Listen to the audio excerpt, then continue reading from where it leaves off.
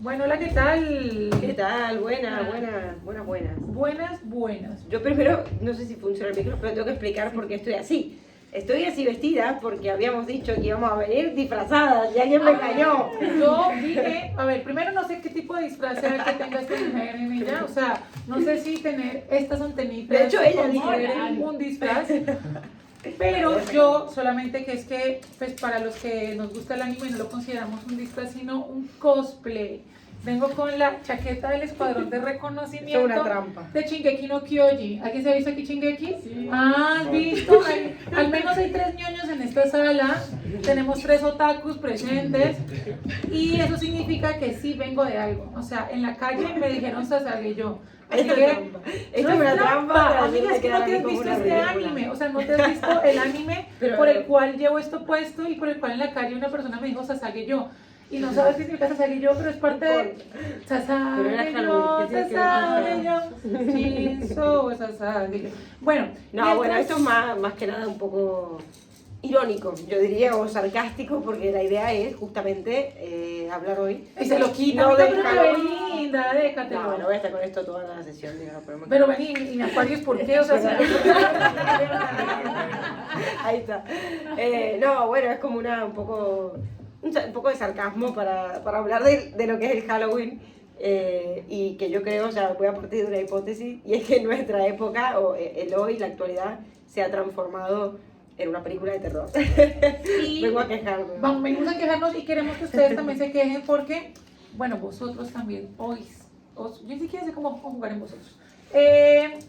Vamos, bueno, ya les damos la consigna y Isma me ayuda a repartir, porfa, aquí te tengo como ripa juegos espectáculos de que acabas de llegar y que hoy somos más pocos.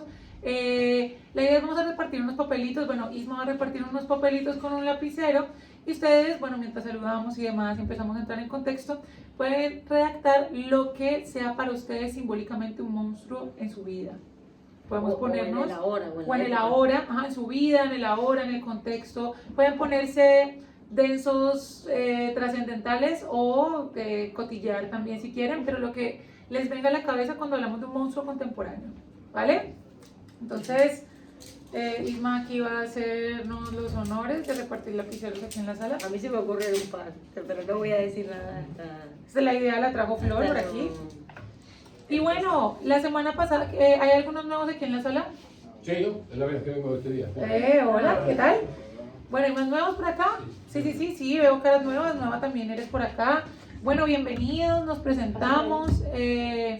Mi nombre es Paula Andrea Fernández, yo soy filósofa, soy doctoranda, pero muchachos, se puede repartir en Pobre calma. Lima, está haciendo lo que ve, encima que nos ayuda, nos callamos. Señor, por favor, en la sala se me separa ese grupito. Me llamo Paula Andrea Fernández, soy filósofa, soy un doctorando en educación, soy profe también en un máster en formación de profesorado de la Universidad de Nebrija, profe particular.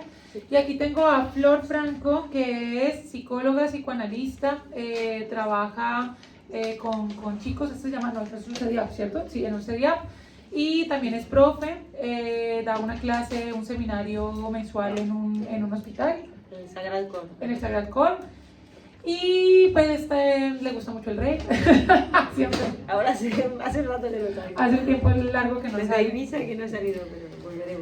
Y la semana pasada no tuvimos una tertulia como Arrabaleras, nuestro proyecto se llama Arrabaleras Parlantes, tenemos una tertulia que está en Spotify y también en YouTube donde compartimos las sesiones, porque la semana pasada yo estaba en Venecia y Flor tuvo un espacio para hablar de psicoanálisis muy interesante. Y solo para decir que le traje un imancito de regalo de Venecia. ¡Qué bueno! Que lo vi en fotos y es increíble.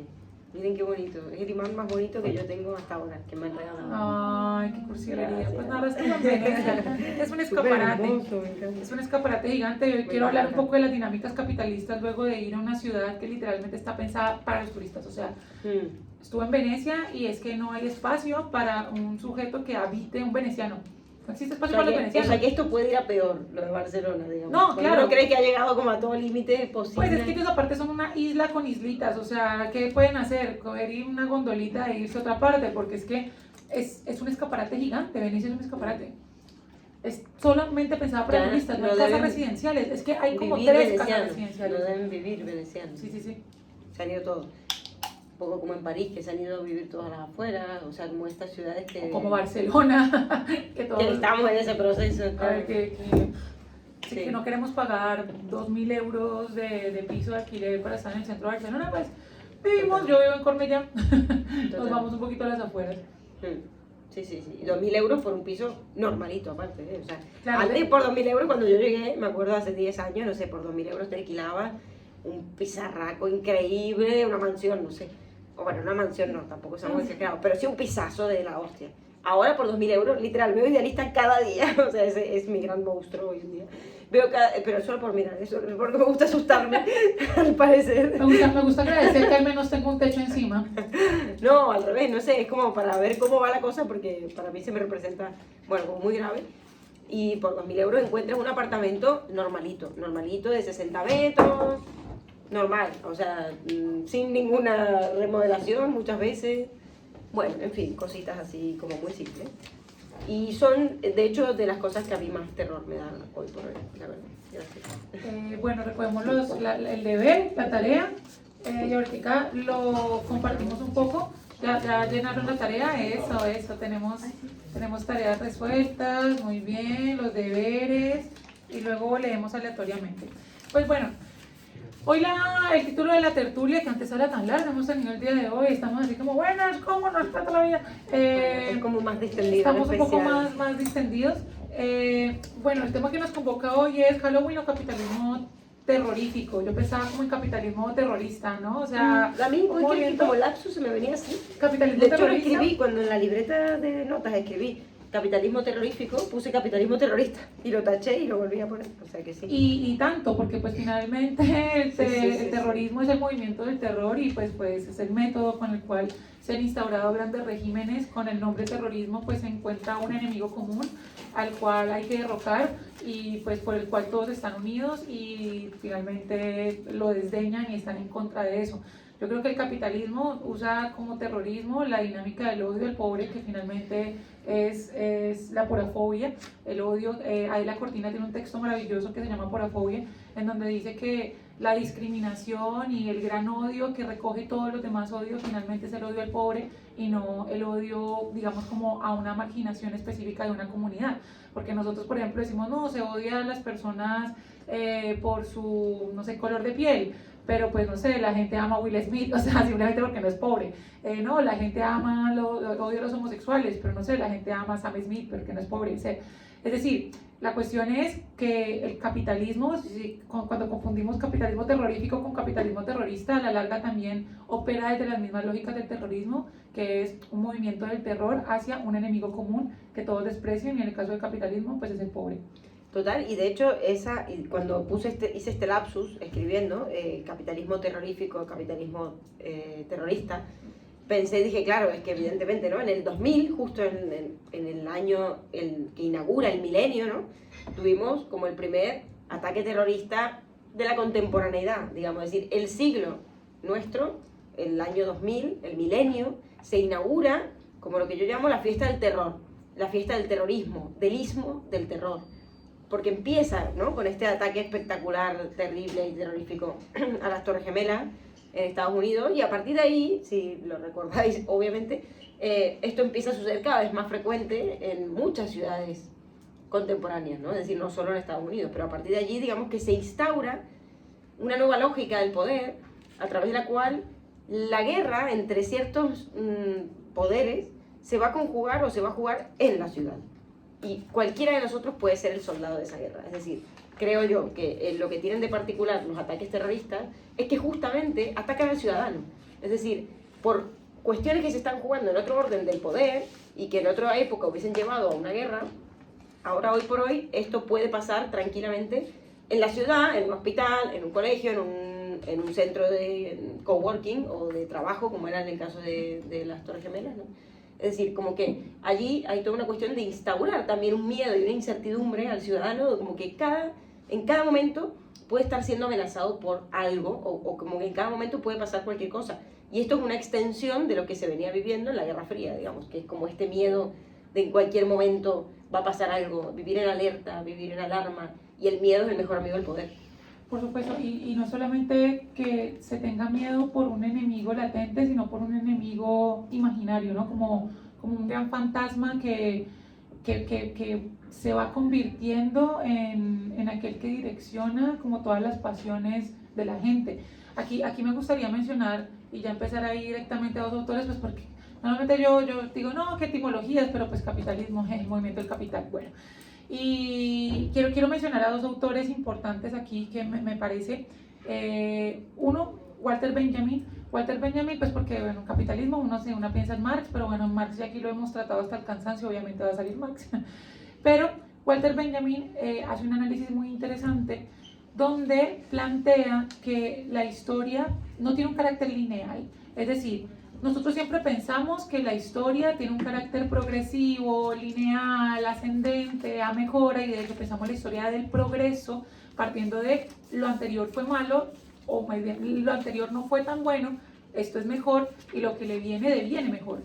Pero en este texto siempre se me olvida el nombre, ¿no? Porque no es el capitalismo como religión, se me olvida el análisis sobre la historia. En este momento la tesis sobre el concepto la tesis sobre el concepto de la historia. Él plantea una alegoría con una pintura interesante que es el Ángel Novus, que es una pintura de como si fuera un ángel, un poco abstracto, que está mirando, como que tiene la mirada justo para el frente, pero las pupilas están mirando algo para atrás. Se ve que hay como desorden atrás, como si fuera una suerte de ruinas, y tiene unas alas que parece, o sea, todo esto cuando vean la obra de arte van a ver que no es como tan explícito, ¿no? Pero bueno, en fin, como que más o menos se vislumbra esto. Hay como si una suerte de viento que mueve sus alas hacia la derecha.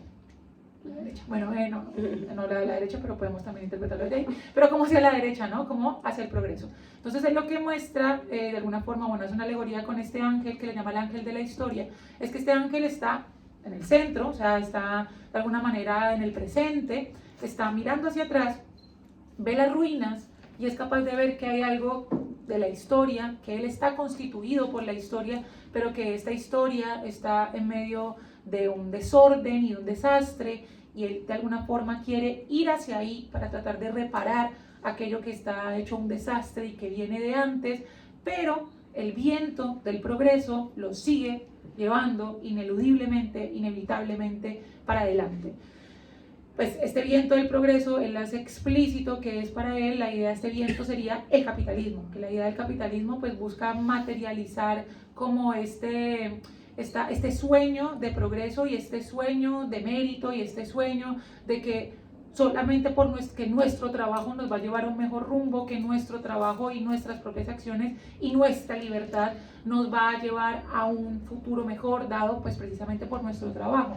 Y lo que diagnostica Benjamin, y también hace un análisis histórico muy interesante en este libro, es que pues lo que vemos en los actos es que no es así, que esta cuestión de todo tiempo pasado fue peor porque lo que viene es mejor, pues no tiene esta forma tan lineal, y lo vemos en las guerras, tanto así que pues Walter Benjamin vivió la Segunda Guerra Mundial, escapó de Alemania pues por el régimen nazi, luego se fue para Francia, en Francia llegó el nazismo, estaba escapando por España, por Bou, y justo cuando llegó ahí por Bou pues estaba el franquismo y lo tomaron allí preso, y él dijo, yo no sigo con esto, y pues, en la celda se suicidó. O sea, lo que estaba mirando explícitamente es que el progreso no es lineal, y tampoco hay, digamos, el presente no denota que haya algo mejor que el pasado. Y otro texto que tiene interesante, o hipótesis, Walter Benjamin, es el capitalismo como religión, en la cual, a ver, no diré exactamente lo que dice Benjamin, pero sí como a grosso modo, está esta cuestión de, claro, después de la muerte de Dios ha muerto, recuerden que religión viene de religio, que es amarrarse fuertemente a algo, es decir, antiguamente, por más discurso cristiano que nos guste o no, nos amarrábamos a eso, ¿no? El ser humano se amarraba a eso, las personas, pero cuando eso cae, ¿a qué nos amarramos, ¿no? Es decir, a las personas uno no puede, o al ser humano, sacarle algo y dejarlo, o él mismo quedarse como un poco así a la deriva, sino que normalmente son reemplazos de cosas, ¿no? Entonces, ¿por qué se reemplaza el capitalismo? Bueno, perdón, la religión cristiana, o las religiones antiguas que predominaban. Bueno, justamente por el capitalismo, y de hecho ahí, y esto viene muy a colación, porque esta semana seguramente habrán visto la nueva canción de Rosalía, Bergen, o sea, el que no la ha visto porque vive en un búnker, en el no sé dónde, o sea. Aunque la vi solo Yo- ayer, yo estoy toda resistente, no Yo- quiero ver esa... Yo aún sin querer verla Miedo. lo he visto, no sin querer verla porque Esos me violines encanta, que empiezan al comienzo. pero digo, sin buscarla me apareció, o sea, yo no me acordaba o no sabía. En Italia, yo estuve en Italia una semana y todos los metros de Italia tienen a Rosalía versión monja, abrazada así con esa imagen, bueno, la que estemos viendo todos. Ujú. Está en todas partes, Rosalía, en todas partes, no sé cuánto dinero le metió a estar en todas partes. No, impresionante.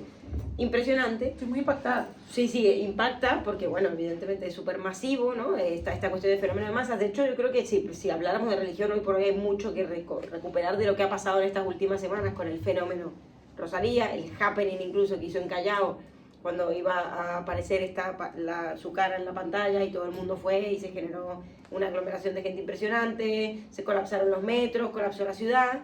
Y claro, dices, bueno, ¿qué está pasando, no? Y evidentemente hay todo un juego, un señuelo de quiénes son los nuevos dioses. Bueno, las celebridades, los famosos, estas personas, claro, a falta de Dios, es que esto es evidente, ¿no? A falta de Dios y gente en la que creer o algo en lo que creen, aparecen otro tipo de Dios, es decir, sustituimos un poco nuestra fe en ciertas cuestiones por la fe en otras, o nuestros ideales por otros, ¿no? Y bueno, además de esto, de ese happening, que también da mucho que debatir, está la cuestión del álbum, que tiene mucho de religiosidad, se supone, o que apunta un poco a la búsqueda o al encuentro de la espiritualidad. Claro, lo que se pierde con la religión, justamente con la caída, entre comillas, de la religión, porque ahí está la trampa, se ha perdido entre comillas, no es verdad que se ha perdido, pero lo que se pierde con ese otro discurso religioso es justamente esta cuestión de relación con lo espiritual, a lo que voy, con algo que no tenga que ver con lo material en sí. Vivimos en una época sumamente materialista, en la que solo existe aquello que vemos, ¿no? Somos homo videns, solo existe eso que vemos, que podemos agarrar y con la mano y tenerlo con nosotros.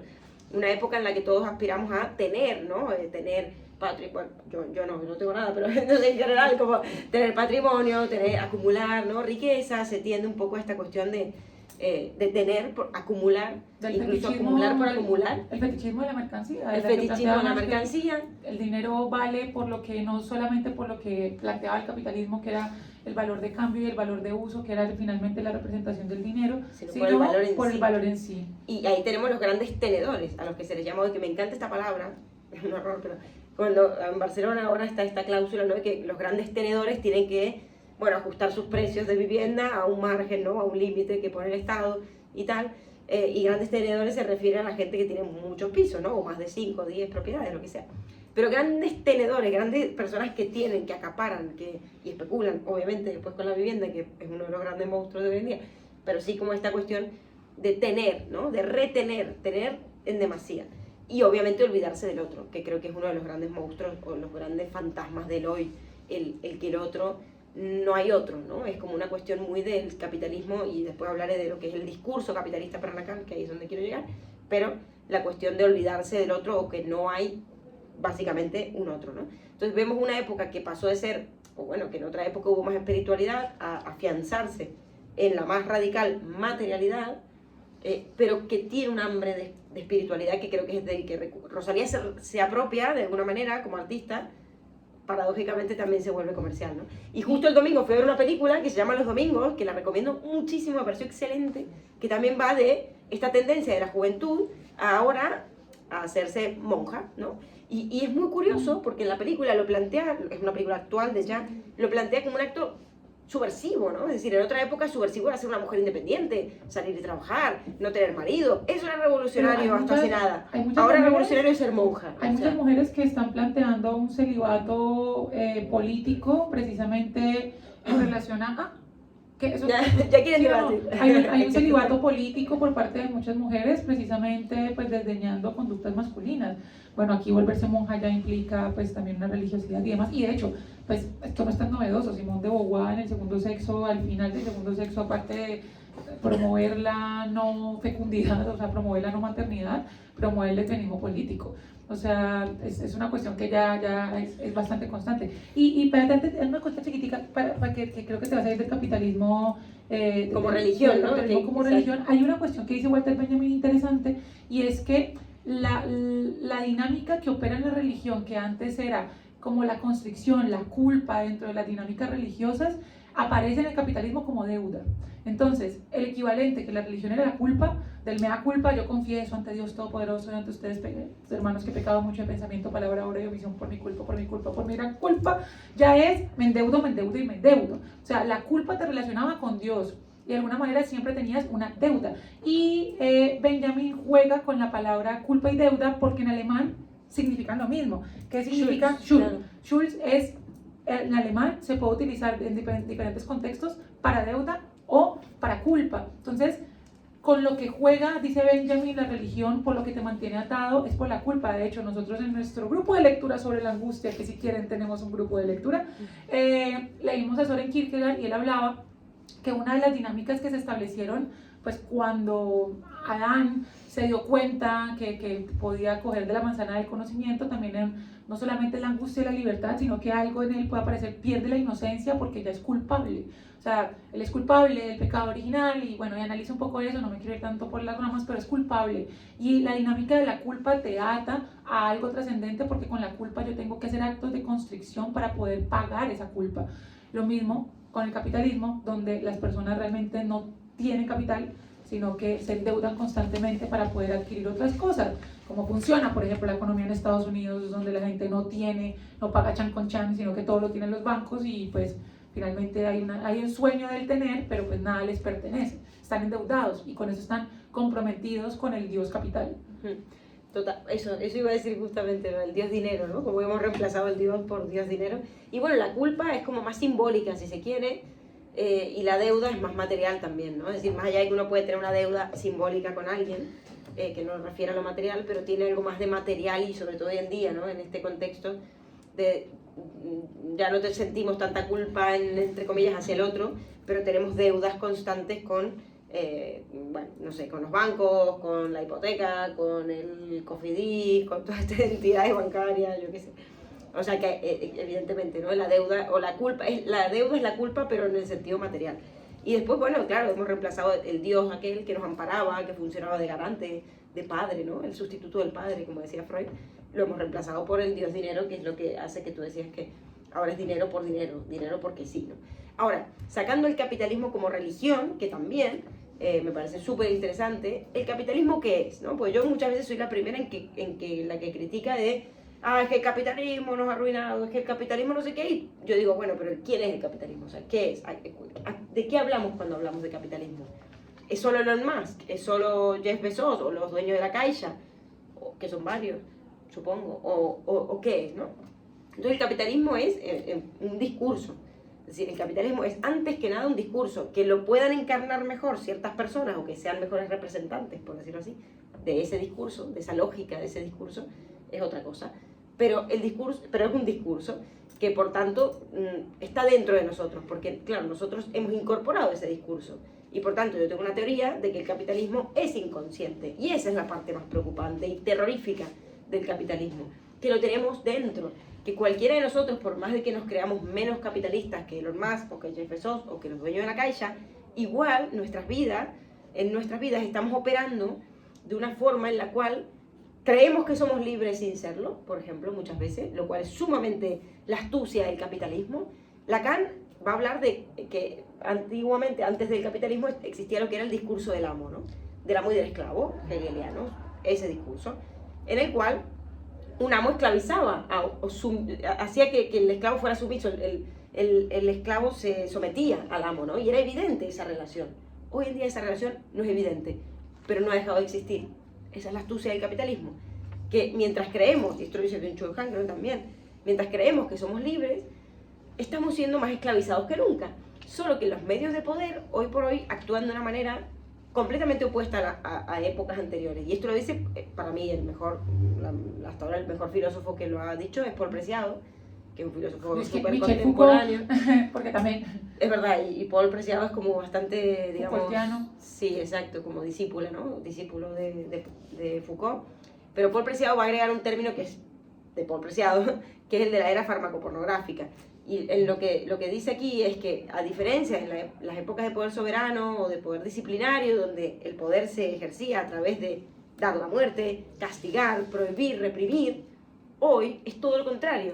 el poder se hace grande, se hace monstruoso a partir de la exigencia del tú tienes que poder, impossible is nothing, you can do it, tienes que ser independiente, tú puedes solo, ¿no? Todo este tipo de discursos que nos alejan del otro, que hacen que el lazo social se rompa completamente y estemos completamente ensimismados en una relación casi que, en una vida narcisista, yo diría, en la cual constantemente creemos que podemos prescindir de los demás para hacer cualquier cosa, ya sea tener dinero, comprar una casa. Han que también, bueno, tanto Paul B. Preciado como Byung-Chul Han se bañan de Foucault y parece que volverse un poquito a Foucault, ¿no? Foucault planteaba que pasamos de precisamente el poder soberano, él lo que hace es analizar cómo funcionaban las cárceles, cómo funcionaban los sistemas penitenciarios, eso lo hacen Vigilar y Castigar, y se da cuenta que pues los sistemas penitenciarios, más de los sistemas penitenciarios, los sistemas punitivos antes funcionaban con el castigo público. Entonces, no sé, la horca, y entonces todas las personas iban y era como que, ¿quién van a matar el día de hoy? Y miraba la lista, es como, hoy matan a Pepito, el vecino.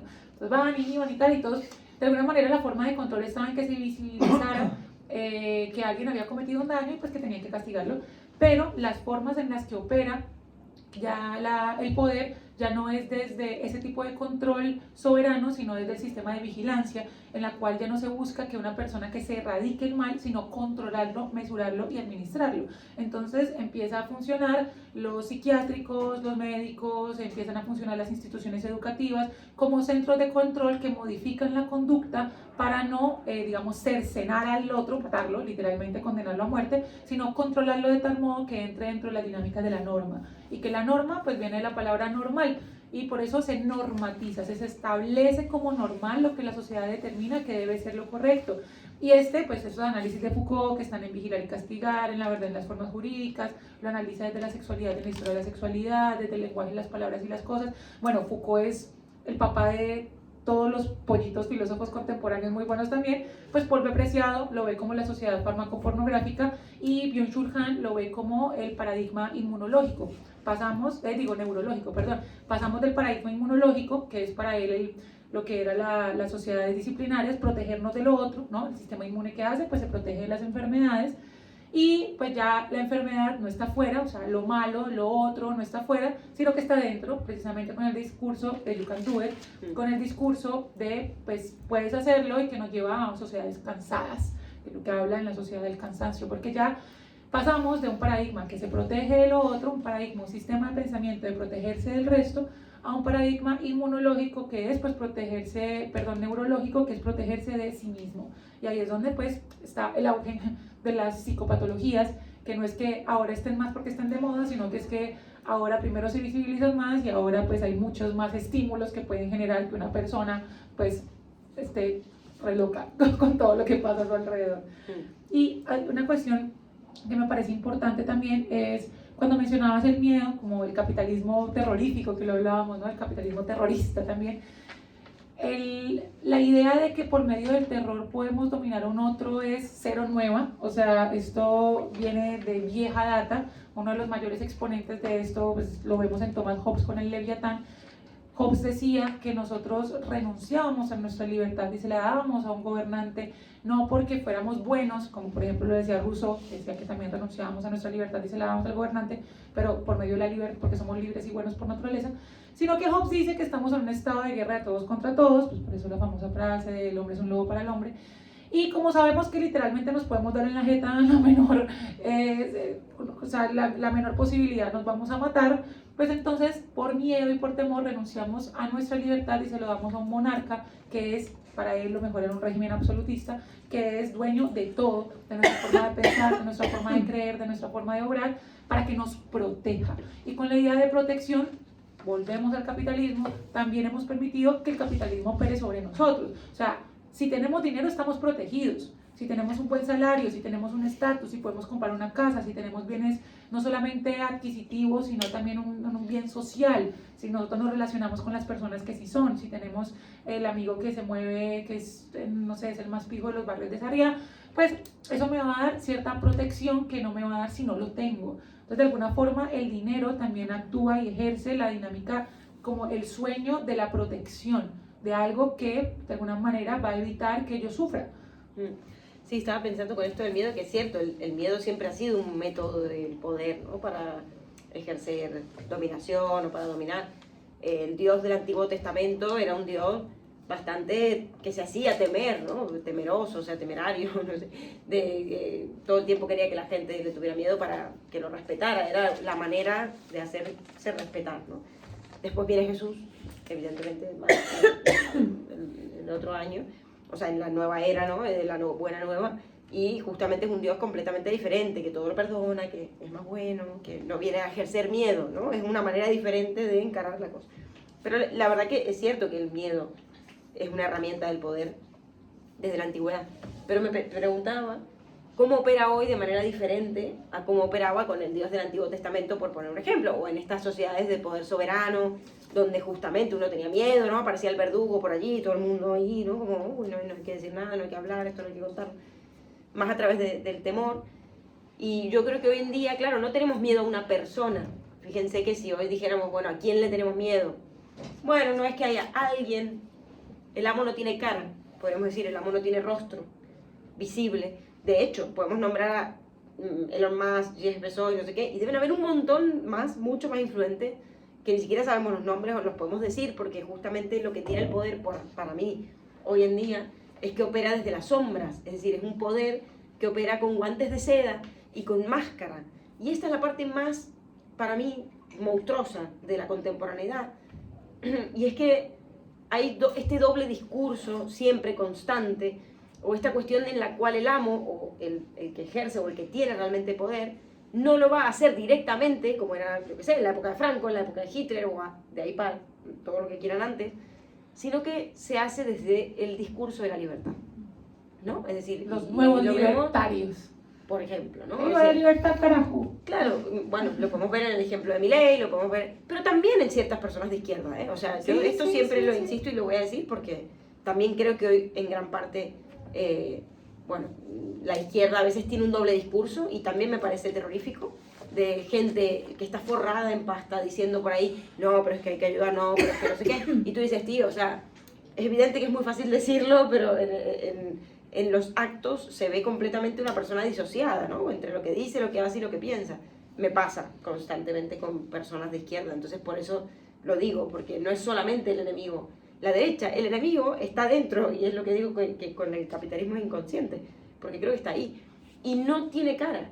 Entonces es difícil ahí decir, bueno, ¿quién o cómo estamos siendo dominados? Claro, porque el amo por primera vez no está fuera, y no podemos decir fue él es Hitler, el malo, el culpable, sino que es mucho más complejo. Nos tragamos al padre sí. capital también. Ve a mí que leemos un poquito Leemos, de los monstruos. sí. Que Los leemos, monstruos de la época, a ver si monstruos coinciden de con la los míos. época. Definitivamente la ansiedad por dos, my friend. No sé quién sea, pero...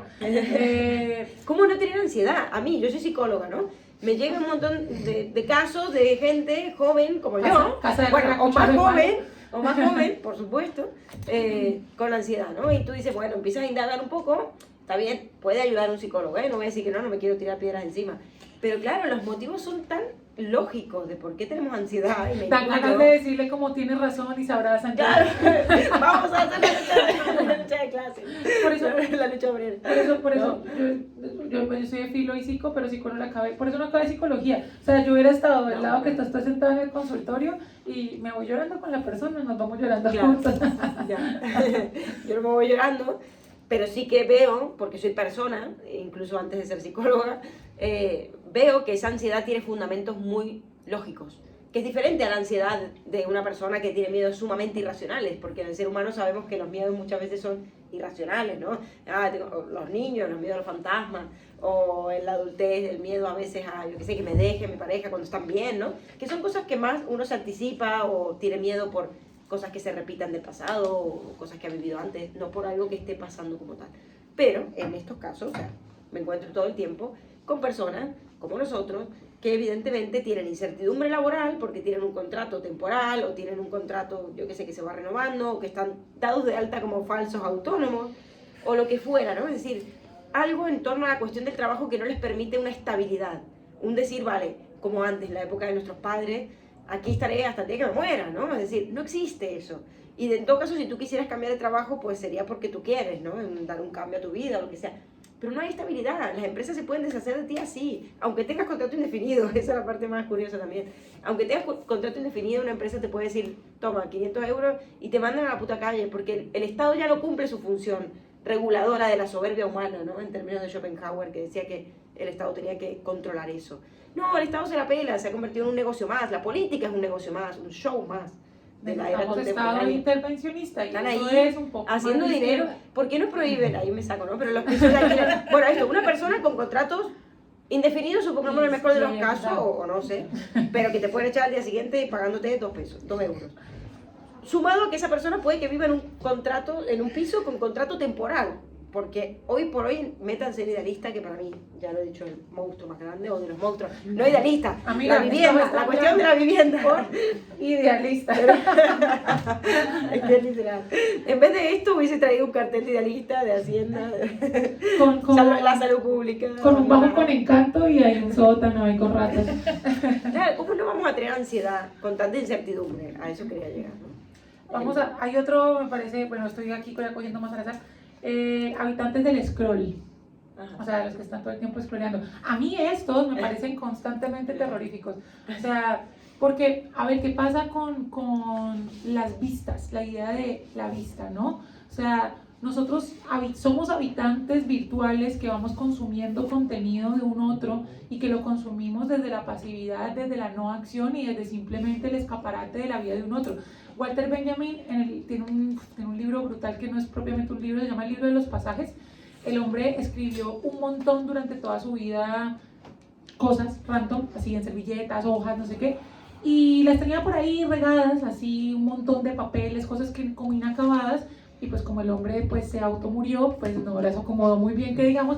Entonces posteriormente, es un editor importante, pero en este momento se me escapa el nombre, organizó por temáticas y en orden alfabético, de hecho, los diferentes temas de lo que habló hasta de la urbanización en París, pues como el proceso como de arquitectónico de París, habló de la moda, habló de la prostitución, habló de todo y habló de los escaparates. Bueno, es un tocho así de grande, pero son un montón como de aforismos, otros ensayos más largos, es súper interesante, es como meterse como a una librería de libros usados y encontrarse cositas, es más o menos ese libro, súper recomendado, es como así. Y tiene una sección en donde habla de los escaparates, porque le pareció, en la época en la que vivió en París, le pareció muy loco como la forma en la que funcionaba la moda, en la que funcionaban las vitrinas, y de alguna forma él decía que el capitalismo era precisamente, o sea, que él veía como el reflejo del capitalismo en la forma en la que funcionaban los escaparates, como que hay un maniquí en el que le ponen una ropa y le ponen una luz encima, como atiende a esto porque esto es lo más importante y esto lo debes consumir.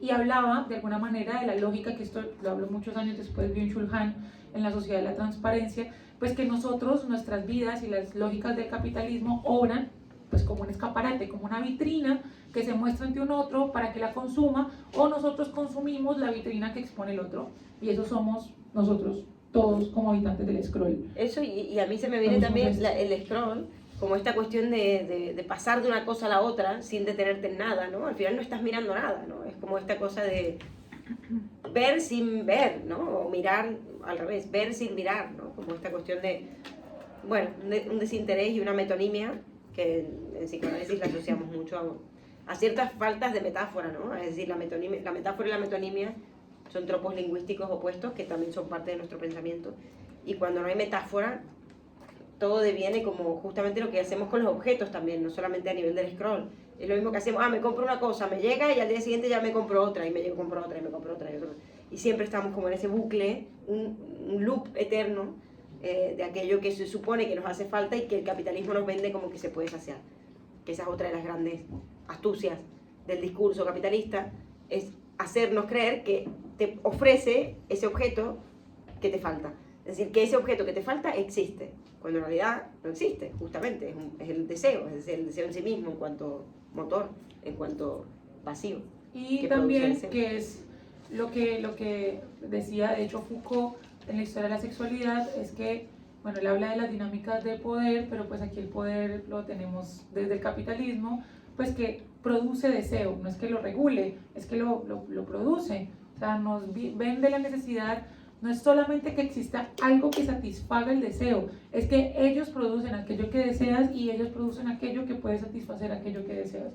Entonces, pues Foucault lo hablaba con la sexualidad, que siempre se ha pensado que la sexualidad, y hace unos 4 tomos, pero el cuarto tomo es medio raro, pero bueno, 4 tomos de la historia de la sexualidad, donde analiza la historia de la sexualidad y, pues, digamos, palabras más, palabras menos, ve que se pensaba que había cierto control porque tú tenías, por ejemplo, que la iglesia te decía que tú confesaras tus pecados, pero más que control de oprimirlo, de suprimirlo, era verbalízalo para que nosotros podamos modelarlo.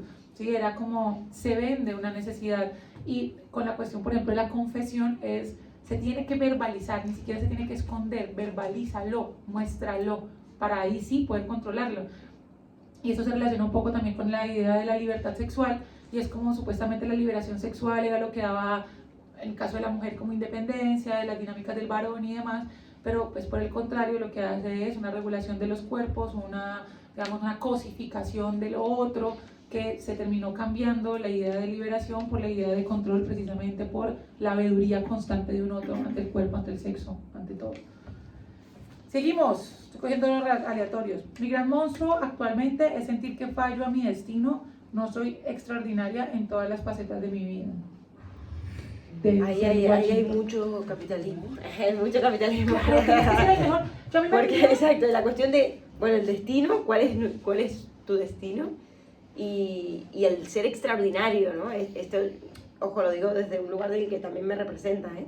De que si no estamos como a la altura de un ideal, o si no somos súper, no sé, celebrity, o como súper influencer, o llámese como se quiera, o no tenemos suficiente dinero, o tengo tal edad y no me he comprado, o no tengo tantos pisos. No estoy casado, no tengo hijos. Exacto, entonces como en esas lógicas, bueno, justamente es donde estamos un poco también alienados a este discurso que nos dice justo que hay un destino y nos dice cuál es, la fama, el éxito, sobre todo el éxito, en la manera en la que cada uno se lo represente, y el ser extraordinario, ¿no? Hoy por hoy, ser extraordinario es mandar un satélite a Marte. Eso es ser extraordinario, que viene Elon Musk. Y los actos de la vida cotidiana y las grandes revoluciones de la vida íntima, de la vida cotidiana, eso no cuenta, ¿no? Es decir, para hacer algo extraordinario hay que ser una cosa como exagerada.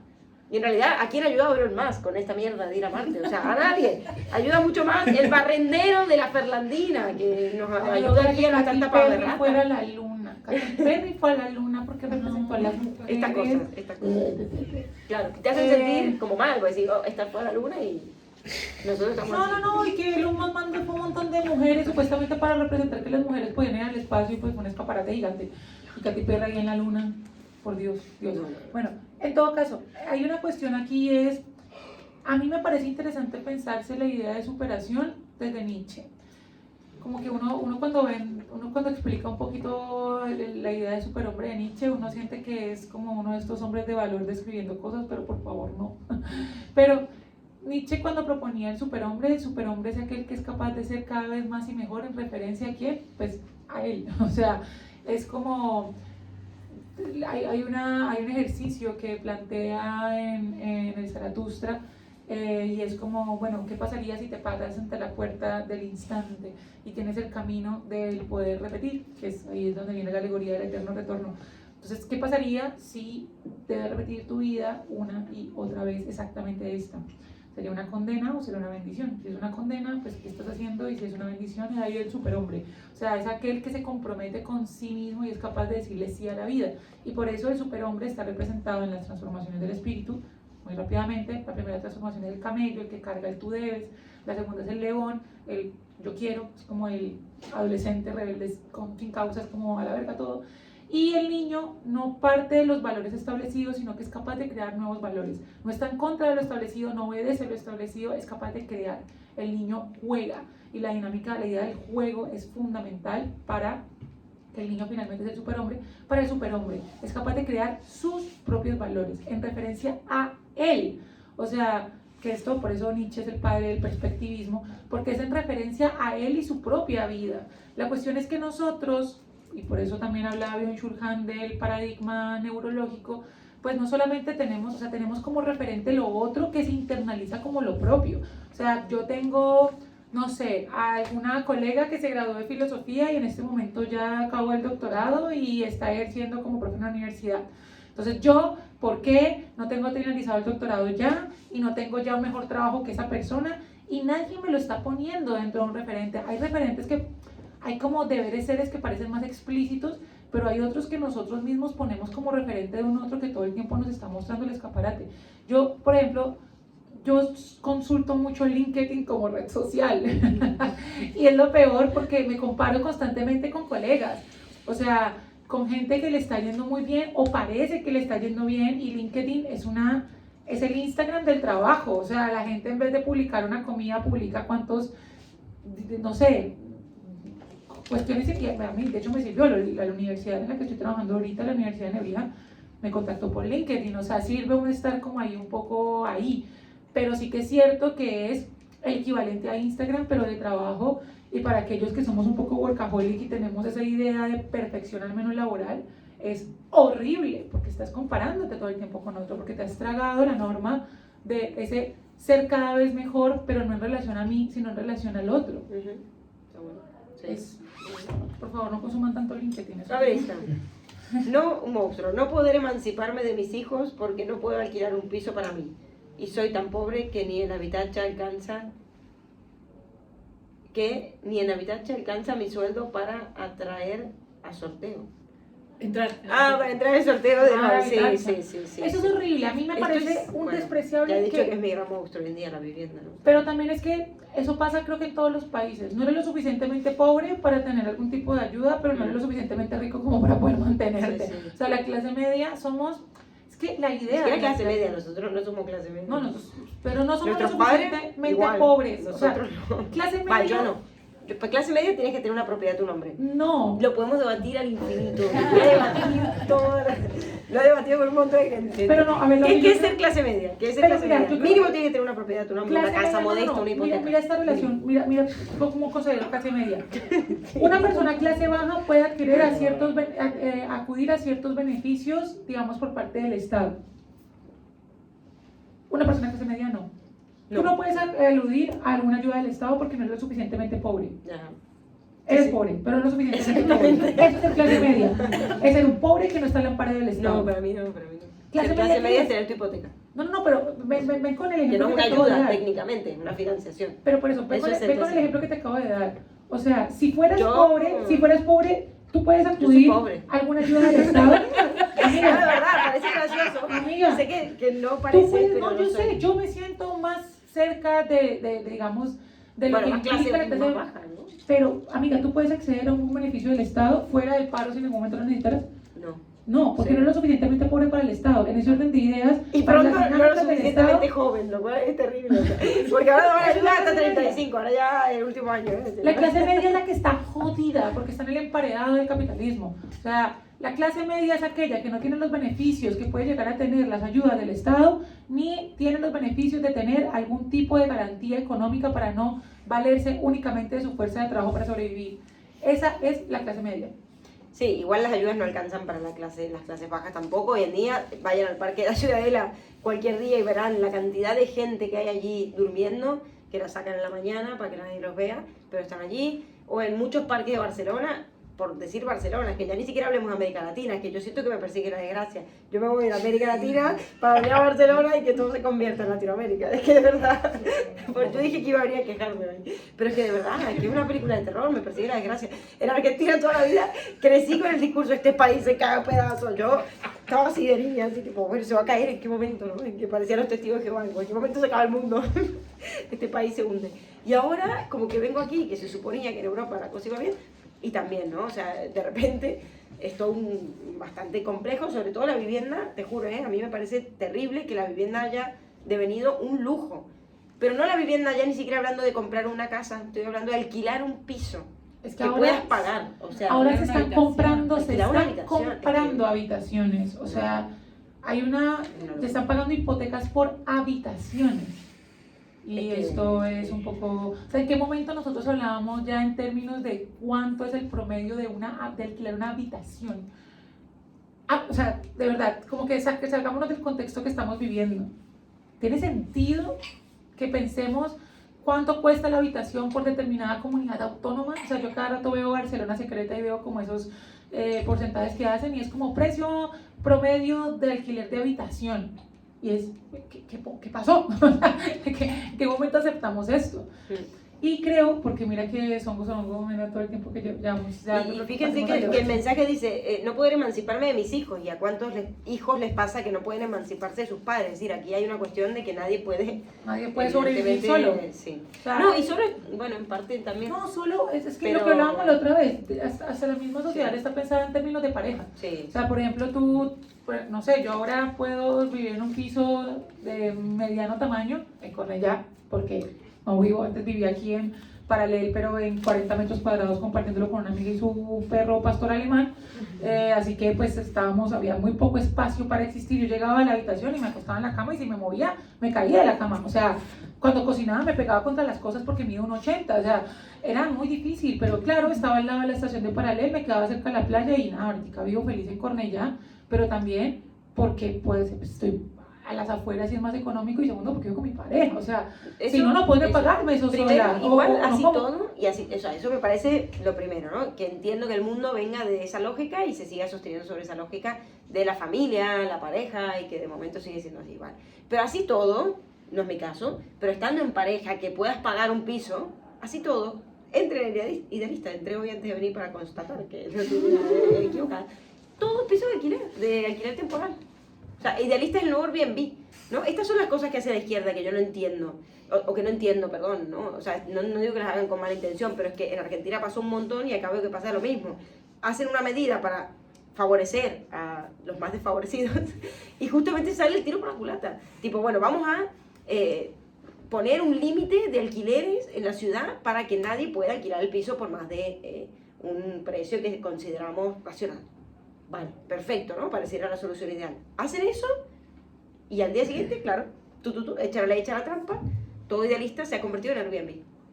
Se convirtió en Airbnb, o sea, pero se está 3 buscando pisos que ahí. también se quite. Sí, se está se buscando hace un regulen los año. Airbnbs. Mientras tanto, los políticos de izquierda y derecha se están llenando los bolsillos con todas las propiedades que tienen a su nombre en Barcelona.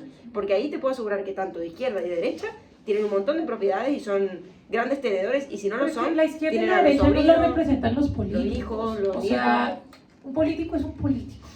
Sí, amiga, pero son grandes tenedores. O sea, estamos No, hablando de gente que no comulga son con el hijos de puta, discurso pero los que políticos, profesa. es decir, los que yo me considero una persona, y siempre lo he dicho, izquierda, y un político de izquierda a mí no me representa. Es decir, los intereses particulares de una persona que ejerce un cargo público velando por un bienestar particular más que por un bien colectivo, sea de izquierda o sea de la derecha, no representa los intereses o más bien las búsquedas que yo tengo de una comunidad, de una sociedad igualitaria, donde el Estado tenga un carácter mucho más intervencionista, donde haya, digamos, no sea tan voraz la forma en la que nos relacionamos con el capital, con el papel moneda. O sea, no sé, sé bastante poco de la política española, pero por ejemplo, los representantes de izquierda de mi país, bueno, varios, no todos, mi presidente, pero muchos no me representan y son políticos de izquierda. Es decir, reitero, la izquierda y la derecha no se ve encarnada por los discursos políticos. Cuando, por ejemplo, yo como ciudadano de a pie me considero una persona de izquierda. En fin. No, ¿cuál seguimos? Vamos por el debate, para la intervención de los demás de la ya no casa. llegamos. Bueno, vamos ahorita con el espacio de debate, porque para que dejen de escucharnos a nosotras quejándonos del mundo, quejense también ustedes, escuchemos las quejas de todos. Bueno, leámoslo solamente. El futuro, sí, comparto, gran monstruo el futuro, que no sabemos. Leámoslo solamente. Y el futuro tipo puede ser pasado mañana, o sea, no hace falta pensar de acá. Esas preguntas que hacían los psicólogos antes, ¿cómo te ves de acá a 5 años? No sé, pero ¿cómo te ves de aquí a mañana? Es lo mismo. La Guerra Fría, que nunca terminó, y el capitalismo, claro, claramente. Bueno, hablaba una cosa de la traición también, que también. Ah, La traición del capitalismo, por aquí está. La traición y la cobardía, ¿no? Sí, traición y cobardía. Pero sí. Bueno, vamos a escucharlos a ustedes también quejarse, ¿no? Quejémonos todos juntos, aquí estamos en un grupo de apoyo. Hola, me llamo Paola y también vivo en el capitalismo. Hola, Paola. Así que... También escroleo. Por supuesto que sí. Bueno, ya podemos seguir al debate. Muchas gracias. Gracias, chicas.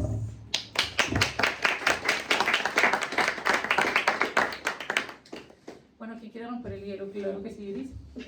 Yo tenía dos cosas. Una creo que le va a gustar mucho a Paola, porque yo creo que el capitalismo ahora mismo está vendiéndonos un poco el hecho de que si nos esforzamos un poco podemos vivir todas las vidas, es decir, podemos ser la runner, podemos ser la bookstagrammer, podemos ser absolutamente todo lo que queramos, y es un poco como cómo veis vosotras eso. Y también quería comentaros respecto al sistema de vigilancia que hay actualmente del poder en nosotros. He visto una noticia de que ahora mismo la policía de Barcelona te da la opción de que a través de la policía saques fotos a grafitis que hay en tu área y pues ellos van al día siguiente o un par de días después y los limpian. Y esto me recordó un poco a la época de el COVID, cuando los vecinos, si estabas paseando durante más de una hora, llamaban directamente a la policía. Y entonces, en qué punto y cómo el capitalismo ha cambiado nuestra percepción para que nosotros seamos nuestros propios vigilantes dentro de la sociedad? Pues estaba pensando un poco esto y ¿qué opináis? Pues esto venía desde antes. De hecho, esto lo plantea Papito Foucault. Papito Foucault en Vigilar y Castigar, pero antes en un textaco buenísimo que se llama La verdad y las formas jurídicas, que fue un ensayo que leyó públicamente, o sea, era una ponencia, entonces está escrito muy chévere porque está escrito como ponencia. Él hablaba del panóptico, de la teoría del panóptico. Entonces él decía, después de hablar de todas estas sociedades disciplinarias y cómo pasamos de el asesinato público a cómo nosotros mismos nos autorregulamos, él planteó una como cárcel hipotética, que no es como una cárcel propiamente, pero en donde están las celdas como de tal forma que todas se pueden ver entre ellas y con como paneles de vidrio, y en el centro hay una torre de mando, una torre de control, donde esa persona que está ahí, ese guardia, puede verlo absolutamente todo. Lo que él planteaba es que pues, inicialmente había una persona que moderaba y controlaba qué podían hacer los otros, pero que iba a haber un punto en donde, precisamente por la dinámica que se estaba estableciendo de ver y controlar, de vigilar y castigar precisamente, se puede quitar esa torre de mando y las personas entre sí empiezan a controlarse. Y eso precisamente fue lo que pasó en pandemia. O sea, yo no necesitaba que estuviese, yo qué sé, el alcalde o el político de turno diciéndome no salgas a la calle, sino que entre nosotros nos empezamos a regular. Eso pasa con todo. Yo creo que no, a ver, Foucault no lo lee desde el capitalismo, pero yo creo que si Foucault lo hubiese vivido hoy en día también, él decía que las instancias de control eran pues el control de los psiquiátricos, de los centros educativos, de los centros médicos, pero hoy en día también pues del capital, del trabajo. Pero en 1984, ¿no? También. Sí, el gran hermano. También. Sí, yo lo que veo últimamente también es como esta cuestión de una cierta vuelta a una época medio victoriana, en el sentido de está bien prohibir. Prohibamos, pero claro, obviamente, yo les digo está bien prohibir y dicen no hay que prohibir, pero el tabaco sí, ¿no? El tabaco en las terrazas, mejor que lo prohíban. O prohibamos la prostitución, porque igual está bien, ¿no? O sea, prohibir el trabajo sexual, porque las mujeres que lo hacen obligadas y para el resto de nuestros maridos se van con las prostitutas, ¿no? Eso es terrible, o sea, la cuestión es que uno nunca debería, como ciudadano, en mi opinión, estar a favor de prohibir nada. Porque la prohibición nos ha demostrado que no sirve para nada. Es decir, que no sirve, con la prohibición me refiero al que llama, al vecino que llama y dice, aquí ahí veo a alguien haciendo un graffiti, que vengan a llevárselo porque eso está mal. Y se queda muy ancha es como, he hecho un bien a la comunidad, ¿no? O sea, he hecho un bien. Bueno, lo mismo con los otros ejemplos, o sea, es muy fácil y todo depende de cada discurso, de cada época, el hecho de decir que haya que prohibir algo que creemos que está mal. Pero cuidado, porque el discurso es fluctuante y cambia, y así como antes se creía que una cosa era buena y hoy se cree que es mala y viceversa, lo terrible es prohibir. Es decir, lo terrible es, para mí, estar a favor de medidas en las cuales haya escrache, obviamente, de la población, del ciudadano. El ciudadano se convierte en un enemigo del ciudadano y constantemente están ahí como vigilando qué hace para llamar a la policía. O sea, estamos reforzando a la policía como nunca antes se la ha reforzado. La policía, de hecho, han contratado una cantidad de mozos de escuadra, pero hasta los niños, yo trabajo con niños, todos quieren ser mozos de escuadra. Es decir, de verdad, para mí es alarmante también. Todo bien con los mozos de escuadra, habrá gente que haga su trabajo con más dignidad que otra, y Ahora, en general es mozo de complejo. ¿Qué? ¿Te imaginas que yo mozo de escuadra? Mira, yo he tenido pacientes mozos de escuadra, o sea que no tengo nada en contra. No creo que mozo de No escuadra tengo nada en en una charla de contra. filosofía. Pero, bueno, igual está, no sé, perdón, sería raro. No, pero bueno, igual puede, ojalá haya uno con inquietudes, no sé. Pero creo que la cuestión aquí es esta cosa de, hoy por hoy ya no rige un discurso como antes de prohibición de ciertas cosas, pero hay prohibición de ciertas otras, muchas de ellas en torno a la salud o en torno a, no sé, lo que se cree que es el bien.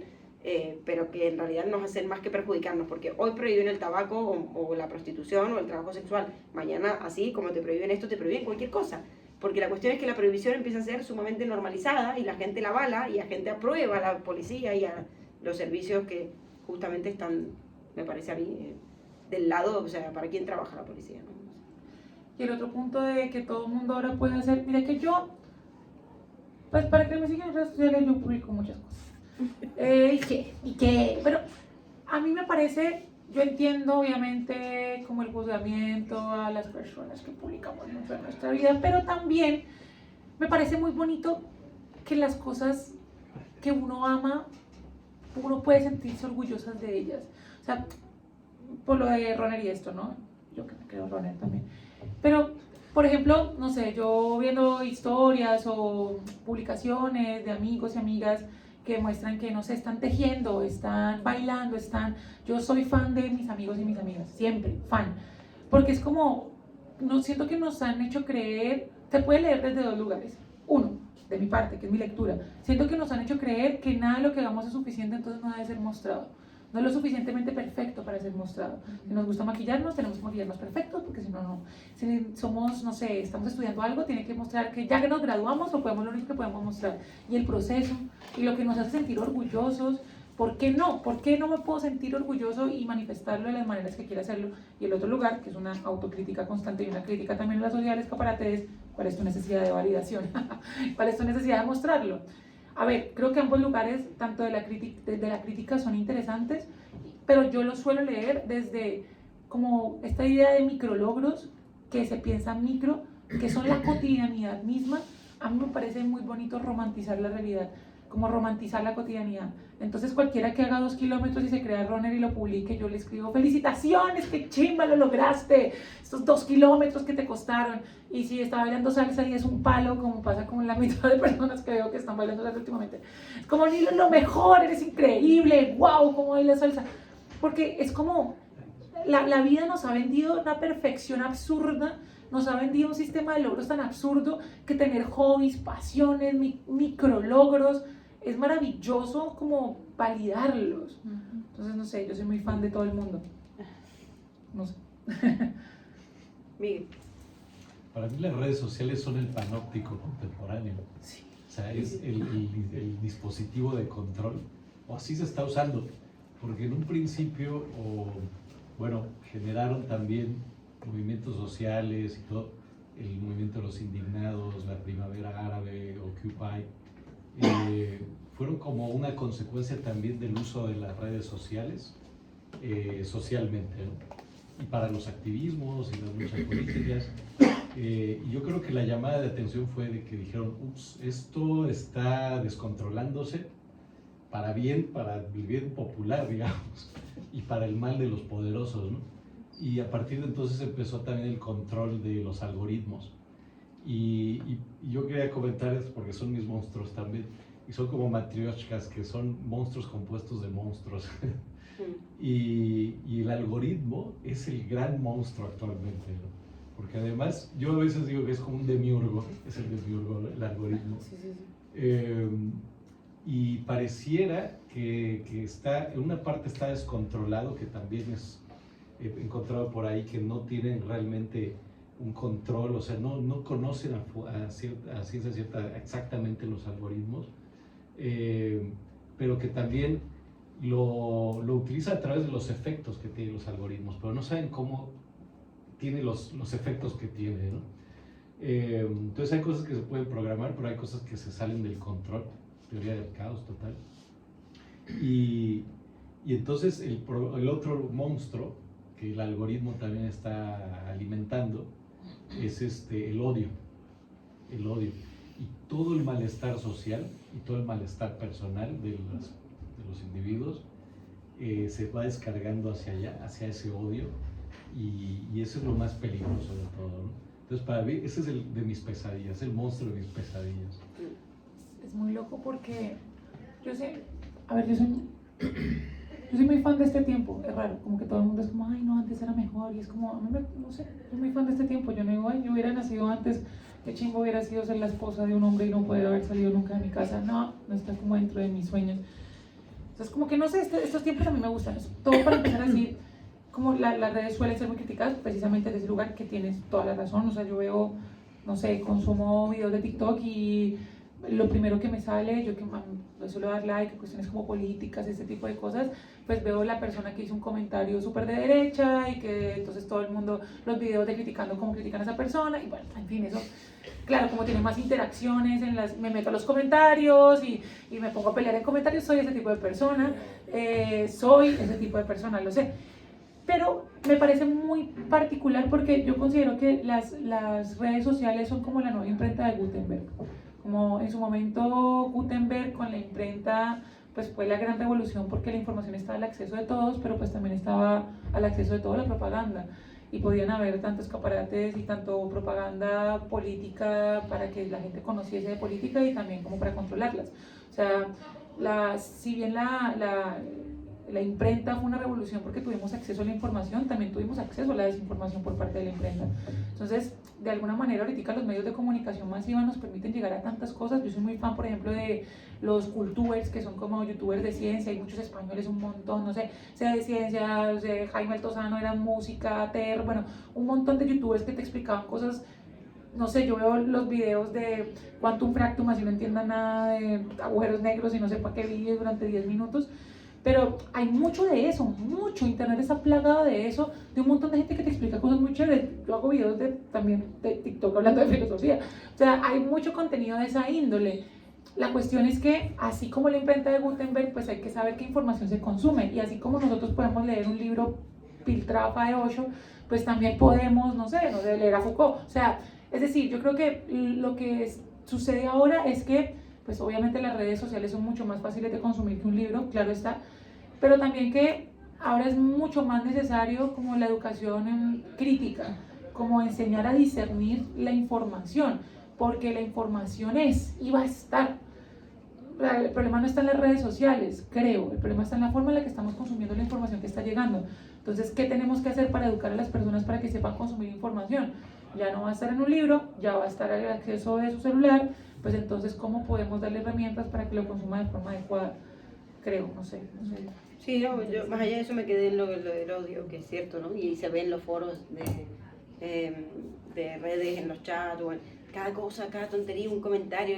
Hace poco vi una famosa, no sé, no me acuerdo el nombre, una actriz de Hollywood, que era como un post, que no de ella, ni siquiera de un medio de comunicación, que decía que había sido madre, no sé qué, y un montón de gente, pero era como una agresión, o sea, realmente la agredían porque decían, tú porque tienes un privilegio, porque tienes dinero, bueno, y así se armaban, no, obviamente ella ni debe haber visto esto, ¿no? Pero en el chat como que un montón de agresiones, o sea, y así veo en cada podcast, en los comentarios, ¿no? De cada podcast, no sé, hasta el video de la Rosalía, en los chats como que la gente va ahí a pelear, ¿no? Como esta cosa de a descargar una agresividad.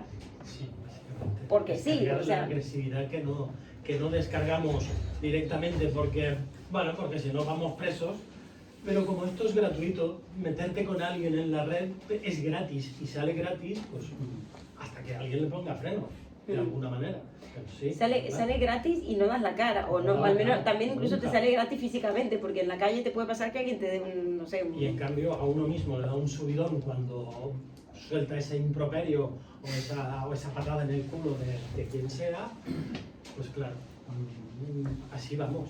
Yo tengo un punto a debatir con Paola. Es muy hippie. Obvio, por eso estamos, ¿no? No, que el problema, por ejemplo, el odio a ese nivel, bueno, pues hasta podría ser positivo, es como que desahogas, lo que sea, ¿no? El problema es que el odio está generando violencia, sí, y va a generar cada vez peor violencia. Por poner un ejemplo, Torre Pacheco, ¿no? O sea, que salían a linchar migrantes. Y ese es uno cercano, porque podemos también nombrar en un montón de países este tipo de progromos contemporáneos hacia los inmigrantes, por ejemplo, todos asusados por la plataforma política de ultraderecha, ¿no? Ganan votos fomentando el odio, que es un desahogo para el malestar de las personas, entonces es como un negocio redondo. El tema con la imprenta es que había contrainformación y siempre hubieron como la prensa clandestina, y estaba en el poder también de otras personas, de otros grupos, y no solo estaba en el poder de los poderosos. Por eso para mí es tan grave el tema de las redes sociales, porque las redes sociales, aunque tú hagas contenido súper guay y súper justicieros y informativos y no sé qué, el algoritmo no te va a permitir llegar. Entonces, lo que se está, hay como una selectividad, un filtro sobre qué es lo que va a llegar masivamente, ¿no?